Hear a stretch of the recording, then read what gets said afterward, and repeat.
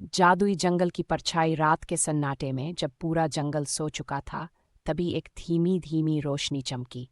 वह रोशनी थी चांद की पहली किरण, जो पेड़ों के बीच से छनकर जमीन पर गिर रही थी। तभी हवा के साथ एक मंद फुसफुसाहट सुनी दी। कहीं कोई है, चांदनी परी ने धीरे से कहा। चांदनी परी ने पलटकर देखा, पर वहां कोई नहीं था। शायद मेरी कल्पना थी, उसने खुद को समझाया। लेकिन उसके दिल में एक बेचैनी थी। वह जानती थी कि जादुई जंगल में हर आवाज का अपना मतलब होता है। चांदनी परी के पास एक जादुई क्रिस्टल था, जो उसकी शक्तियों का स्रोत था। एक रात जब वह अपने महल के कमरे में सो रही थी, तो अचानक क्रिस्टल गायब हो गया। ये कैसे हो सकता है? उसने चिल्लाकर कहा। उसकी आवाज जंगल में गूंज गई।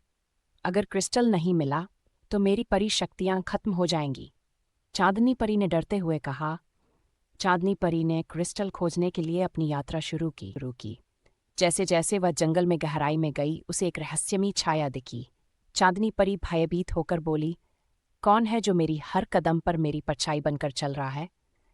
जंगल के एक कोने में चांदनी परी को उसका बचपन का दोस्त मिला, जादूगर बलवान। चांदनी परी ने आशा भरे स्वर में पूछा, क्या तुम मेरी मदद करोगे? जादूगर बलवान ने गंभीरता से कहा, मैं तुम्हारे लिए कुछ जानता हूं, पर क्या तुम सच्चाई सुनने के लिए तैयार हो? चांदनी परी ने बलवान के साथ मिलकर क्रिस्टल की खोज जारी रखी।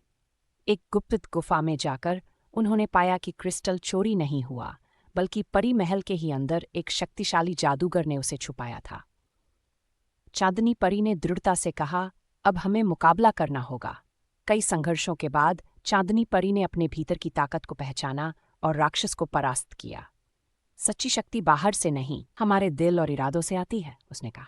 और क्रिस्टल वापस आ गया। पर परी ने समझा कि असली ताकत उसकी अपनी हिम्मत और सच्चाई है।